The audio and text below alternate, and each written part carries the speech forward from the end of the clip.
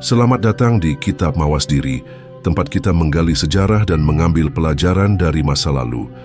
Dalam episode kali ini, kita akan mengupas kisah tragis dari Istana Majapahit, duel maut para putra mahkota yang berujung pada kehancuran sebuah dinasti. Bagaimana perebutan takhta mengoyak kerajaan yang pernah berjaya? Mari kita telusuri lembaran sejarah yang penuh intrik dan pengkhianatan ini. Majapahit adalah simbol kejayaan Nusantara, sebuah kerajaan yang namanya menggema hingga ke mancanegara. Namun, di balik kebesarannya, bayang-bayang perebutan takhta selalu mengintai. Sejak awal berdirinya, suksesi di Majapahit tidak pernah berjalan mulus. Intrik, pengkhianatan, dan persaingan antar anggota keluarga kerajaan menjadi bagian tak terpisahkan dari sejarahnya. Raden Wijaya mendirikan Majapahit setelah mengalahkan Jayakatwang, tetapi perjuangannya tidak berhenti di sana. Ia harus memastikan bahwa dinasti yang didirikannya tetap bertahan. Ketika wafat pada awal abad ke-14, kerajaan dihadapkan pada masalah suksesi pertama. Putranya, Jayanegara, naik takhta, tetapi sebagai raja yang masih muda, ia tidak memiliki dukungan penuh dari para bangsawan. Jayanegara adalah putra dari Selir, bukan dari permaisuri utama, yang membuat kedudukannya dipertanyakan. Para kerabat kerajaan lainnya merasa lebih berhak atas takhta, terutama para putri keturunan Gayatri Rajapatni. Namun, karena Majapahit saat itu masih memegang tradisi bahwa seorang raja harus laki-laki, putri-putri Rajapatni tidak bisa naik takhta. Ketegangan ini kemudian melahirkan berbagai pemberontakan, termasuk pemberontakan Rakuti, yang hampir saja menggulingkan Jayanegara. Suksesi semakin rumit ketika Jayanegara wafat tanpa meninggalkan keturunan laki-laki. Keadaan ini memaksa Majapahit untuk mengambil langkah yang tidak biasa, mengangkat seorang perempuan sebagai penguasa. Tribhuwana Tunggadewi, putri Rajapatni, kemudian diangkat sebagai penguasa atas restu ibunya. Ini adalah langkah yang langka dalam sejarah kerajaan Jawa, tetapi situasi saat itu tidak memberikan banyak pilihan. Namun, di balik pengangkatan Tribhuwana, bayang-bayang perebutan takhta masih mengintai. Banyak bangsawan dan saudara lain yang menganggap diri mereka lebih pantas untuk berkuasa. Intrik dan politik istana terus bergulir, dengan berbagai pihak berusaha memperkuat posisi mereka untuk masa depan. Ketika Tribhuwana akhirnya menyerahkan kekuasaannya kepada putranya, Hayam Wuruk, Majapahit memasuki puncak kejayaannya. Namun, bahkan dalam masa emas ini, konflik internal tetap ada. Para keluarga kerajaan saling berebut pengaruh, sementara bangsawan-bangsawan yang merasa tidak puas mulai mencari cara untuk memperkuat kedudukan mereka. Suksesi di Majapahit bukan sekadar pergantian pemimpin, melainkan medan pertempuran yang dipenuhi intrik dan strategi. Sejak masa Raden Wijaya hingga generasi berikutnya, setiap perubahan kekuasaan selalu diiringi oleh konflik yang tersembunyi. Bayang-bayang takhta tidak hanya menjadi milik sang raja, tetapi juga mereka yang mengincarnya dari balik tirai istana. Perebutan kekuasaan di Majapahit tidak muncul begitu saja, tetapi merupakan kelanjutan dari konflik panjang yang telah terjadi sejak era Singasari. Luka lama dari Singasari menjadi akar dari berbagai pengkhianatan dan perebutan takhta yang kelak mewarnai sejarah Majapahit. Kisah ini dimulai dengan kehancuran Singasari akibat pengkhianatan Jayakatwang, seorang adipati dari gelang-gelang yang menyimpan dendam terhadap penguasa Singasari. Kertanegara adalah raja yang ambisius. Ia ingin memperluas kekuasaannya hingga keluar Jawa, bahkan mengirim ekspedisi ke Tanah Melayu. Namun, ambisinya ini justru membuatnya lengah terhadap ancaman di dalam negerinya sendiri. Jayakatwang, yang masih memiliki darah keturunan dari Kerajaan Kediri, merasa bahwa Singhasari telah merebut haknya. Dengan penuh perhitungan, ia mengumpulkan pasukan dan melancarkan serangan mendadak ke Singhasari.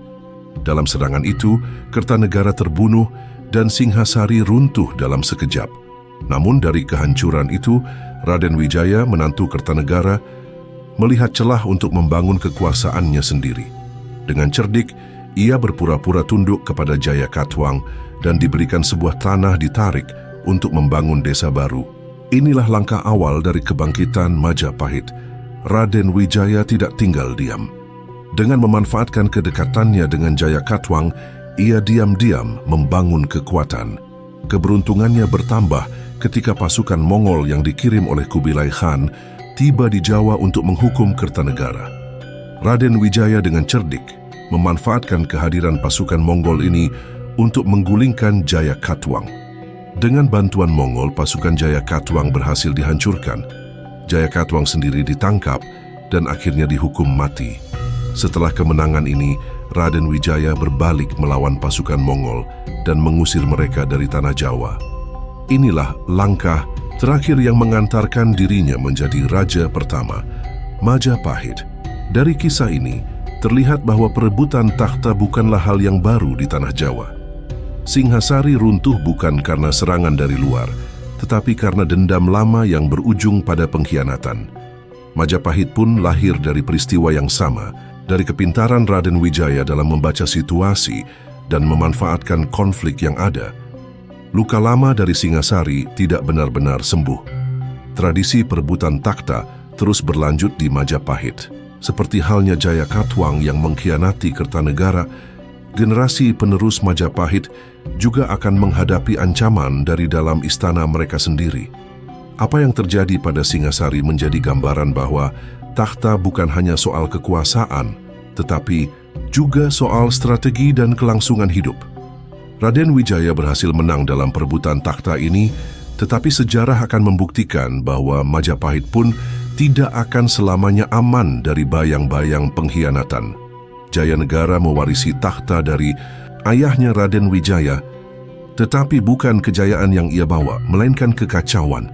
Berbeda dengan pendiri Majapahit yang cerdik dan penuh strategi, Jayanegara dikenal sebagai raja yang lemah dan sering bertindak sewenang-wenang.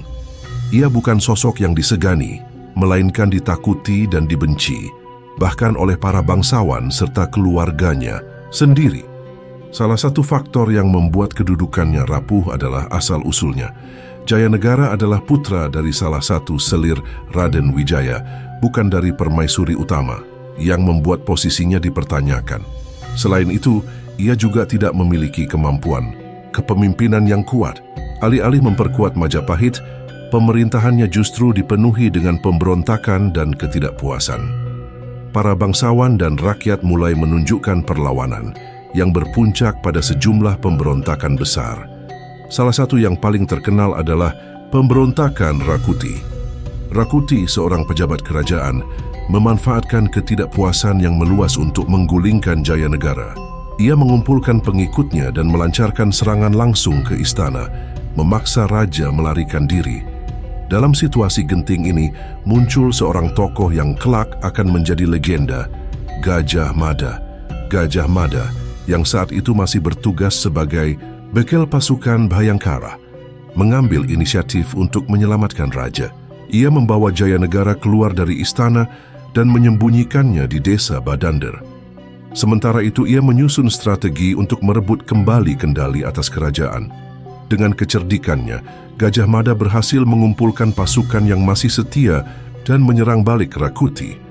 Pemberontakan Rakuti berhasil dipadamkan dan Jayanegara kembali ke istana.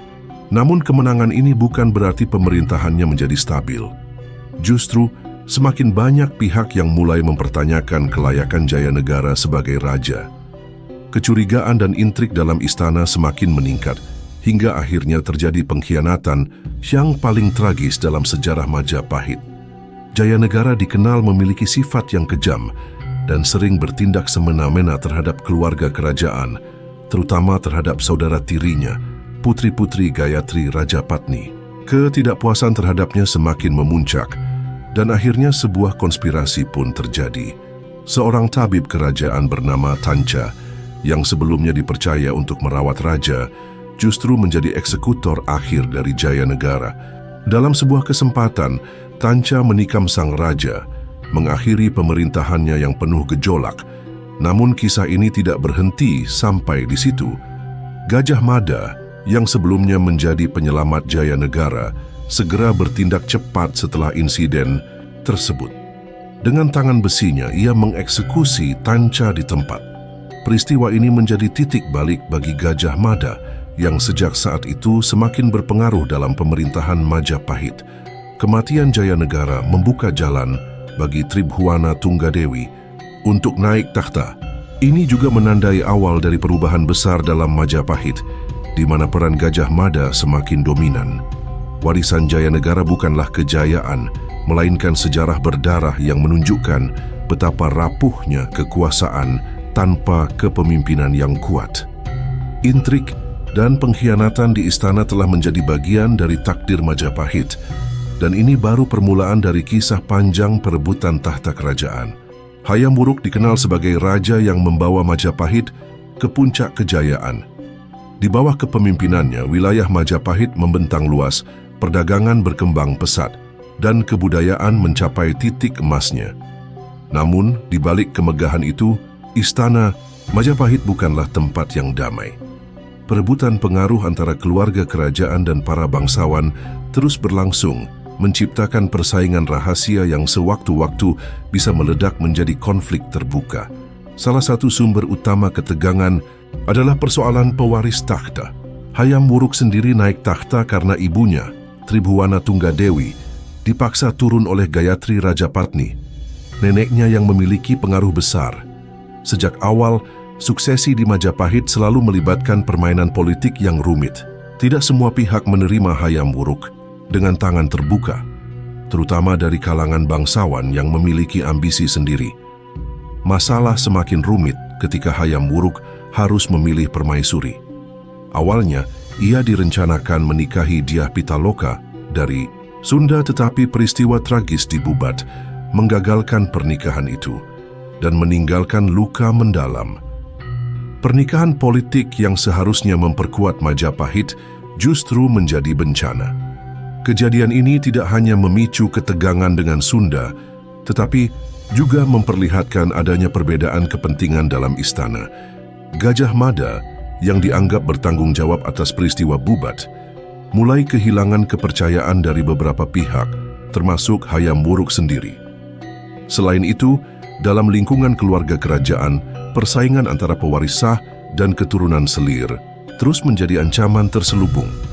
Hayam Wuruk sebagai anak dari permaisuri Tribhuwana Tunggadewi memiliki legitimasi kuat, tetapi banyak putra bangsawan lain yang merasa lebih layak menduduki takhta. Para selir raja sebelumnya memiliki anak-anak yang juga memiliki darah bangsawan, dan mereka sering kali dimanfaatkan oleh kelompok tertentu untuk menantang kewenangan raja. Di balik dinding istana, para pejabat tinggi dan bangsawan besar saling bersekutu dan berkonspirasi demi kepentingan mereka sendiri. Beberapa melihat kelemahan dalam pemerintahan Hayam Wuruk, terutama setelah kematian Gajah Mada. Tanpa Mahapati yang selama ini menjaga stabilitas kerajaan, faksi-faksi dalam istana semakin berani bergerak. Meskipun di permukaan Majapahit tampak jaya, di dalamnya terjadi tarik-menarik kekuasaan yang tak kalah sengit dibandingkan era sebelumnya. Puncak dari ketegangan ini mulai terasa menjelang akhir pemerintahan Hayam Wuruk. Tidak adanya pewaris yang kuat setelah dirinya membuka celah bagi perebutan takhta yang berlarut-larut. Peristiwa ini menunjukkan bahwa bahkan di masa kejayaan, Majapahit tidak bisa lepas dari perpecahan internal. Kejayaan yang dibangun dengan susah payah bisa runtuh bukan karena serangan dari luar, tetapi karena pertikaian di dalam istana sendiri. Persaingan rahasia yang terjadi di balik kejayaan Hayam Wuruk hanyalah awal dari kehancuran yang akan datang.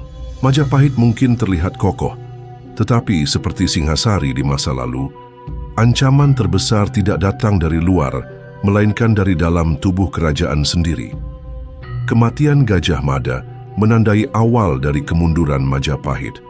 Selama bertahun-tahun, Sang Mahapati adalah sosok yang menjaga stabilitas kerajaan, mengatasi pemberontakan, dan memastikan kesatuan wilayah yang luas. Namun tanpa dirinya, keseimbangan kekuasaan mulai goyah. Para pejabat tinggi yang dulu tunduk padanya kini mulai menunjukkan ambisi masing-masing. Awalnya, Hayam Wuruk masih mampu menjaga kendali. Dengan otoritasnya sebagai raja, ia menenangkan para bangsawan dan mencegah konflik terbuka. Namun setelah kematiannya situasi berubah drastis. Masalah utama yang muncul adalah suksesi takhta. Hayam Wuruk tidak memiliki pewaris laki-laki yang kuat dan ini membuka peluang bagi berbagai faksi untuk berebut kekuasaan. Pewaris sah yang diangkat adalah putrinya, Kusumawardhani, yang menikah dengan pangeran dari Kediri, Wikramawardhana. Namun, di sisi lain Bre Wirabhumi, putra dari Selir Hayam Wuruk, juga merasa berhak atas takhta. Kedua kubu ini didukung oleh kelompok yang berbeda di dalam kerajaan. Ketegangan yang selama ini tersembunyi akhirnya meledak dalam perang saudara yang dikenal sebagai Perang Paregreg. Konflik ini bukan sekadar perebutan takhta, tetapi juga mencerminkan perpecahan yang lebih dalam di Majapahit. Wikramawardhana mewakili garis keturunan sah dari permaisuri, sementara Bre Wirabhumi mendapat dukungan dari mereka yang merasa dinasti Majapahit harus dipimpin oleh keturunan laki-laki raja.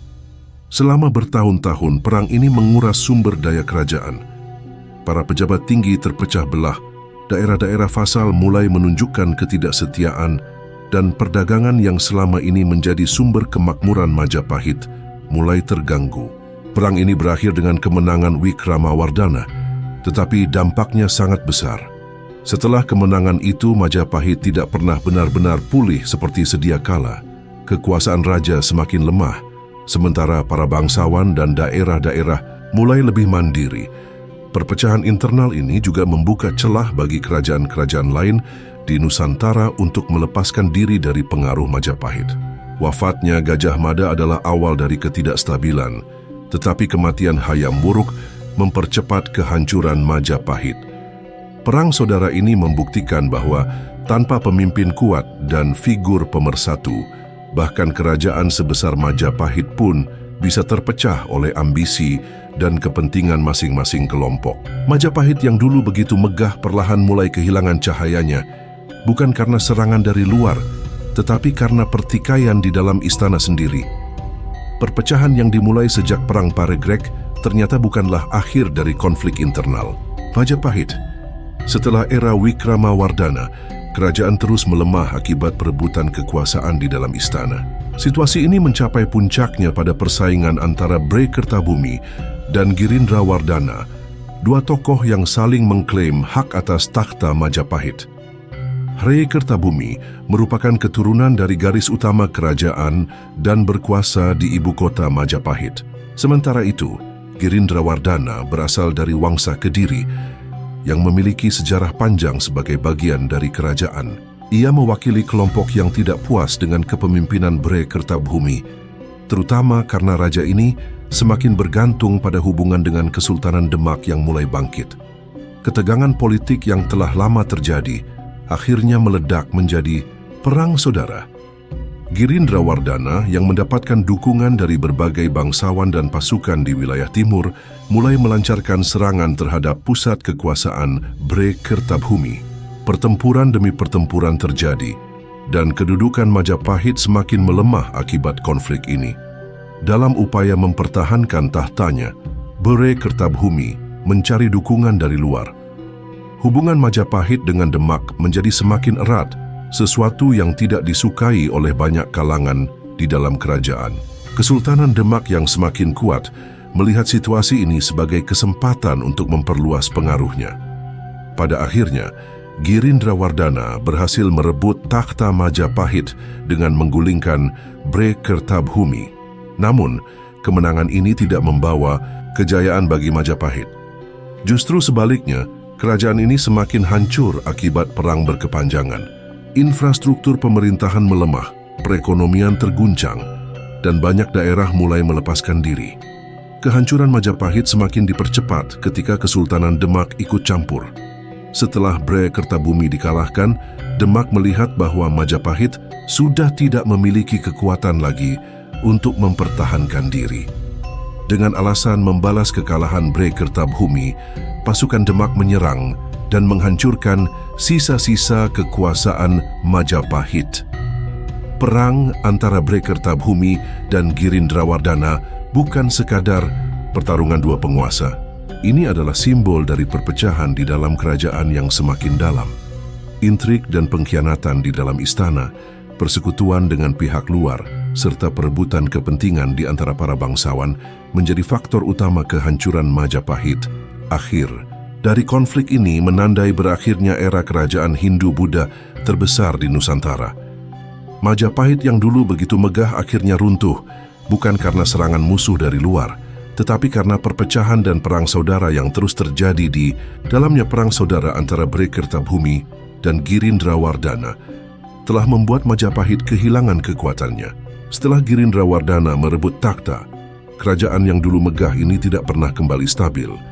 Infrastruktur pemerintahan rusak, perekonomian melemah, dan wilayah-wilayah yang dulu setia mulai melepaskan diri. Kekacauan ini menjadi pertanda bahwa Majapahit sudah berada di ambang kehancuran. Sementara itu, di pesisir utara Jawa, Kesultanan Demak yang dipimpin oleh Raden Patah semakin kuat. Kesultanan ini mendapatkan dukungan dari para pedagang dan ulama yang menginginkan pemerintahan baru berbasis Islam. Sejak Majapahit melemah, Demak mulai mengisi kekosongan kekuasaan dengan menguasai daerah-daerah strategis yang dulu berada di bawah kendali Majapahit. Runtuhnya Majapahit bukan hanya karena perang saudara, tetapi juga karena pergeseran zaman. Islam semakin berkembang di Nusantara, menggantikan dominasi Hindu-Buddha yang telah berabad-abad mengakar. Banyak bangsawan dan pejabat Majapahit yang akhirnya berpindah ke Demak, membawa serta pengalaman dan pengetahuan mereka dalam pemerintahan. Serangan terakhir terhadap sisa kekuatan Majapahit dilakukan oleh Demak. Dengan alasan membalas kekalahan Bre Kertabhumi, pasukan Demak menyerbu ibu kota Majapahit yang sudah lemah. Peristiwa ini menandai berakhirnya era kejayaan Majapahit dan awal dari dominasi kerajaan Islam di Jawa. Dari puing-puing Majapahit, Demak berdiri sebagai penguasa baru, membawa perubahan besar dalam sejarah Nusantara. Sejarah Majapahit memberikan pelajaran berharga tentang bagaimana sebuah kerajaan besar bisa runtuh bukan karena serangan dari luar, tetapi karena perpecahan di dalamnya. Dari awal berdirinya hingga kehancurannya, perebutan kekuasaan selalu menjadi bagian dari politik istana. Para putra mahkota, bangsawan, dan pejabat tinggi saling bersaing untuk mendapatkan takhta, seringkali mengorbankan kestabilan negara. Intrik dan pengkhianatan di dalam istana bukan hanya terjadi di Majapahit. Sejarah mencatat bahwa banyak kerajaan besar mengalami nasib serupa, dari kekaisaran Romawi hingga dinasti-dinasti di Tiongkok dan Eropa. Politik dinasti yang penuh dengan ambisi dan perebutan warisan seringkali menjadi penyebab utama kehancuran. Majapahit juga mengajarkan bahwa kekuasaan yang tidak dikelola dengan baik akan berujung pada kehancuran. Ketika para penguasa lebih sibuk bersaing satu sama lain daripada memperkuat negara, mereka kehilangan dukungan dari rakyat dan bawahan mereka sendiri. Pada akhirnya, kekosongan kepemimpinan akan diisi oleh kekuatan baru, seperti yang terjadi ketika Demak menggantikan Majapahit. Dalam dunia modern, meskipun bentuk pemerintahan telah berubah, perebutan kekuasaan masih sering terjadi dalam politik dan bisnis. Intrik, koalisi, dan pengkhianatan tetap menjadi bagian dari perjuangan untuk memperoleh kekuasaan. Sejarah Majapahit menjadi pengingat bahwa tanpa kestabilan dan persatuan, bahkan kekaisaran terbesar pun bisa runtuh dari dalam. Demikian kisah kelam di balik megahnya Majapahit. Sejarah telah menunjukkan bahwa perpecahan internal lebih berbahaya daripada serangan dari luar. Semoga kita dapat memetik pelajaran dari kejatuhan para penguasa di masa lalu. Jangan lupa untuk terus mengikuti Kitab Mawas Diri, karena masih banyak kisah berharga yang menanti untuk diungkap. Sampai jumpa di episode berikutnya, tetap mawas diri dan jangan lupa belajar dari sejarah.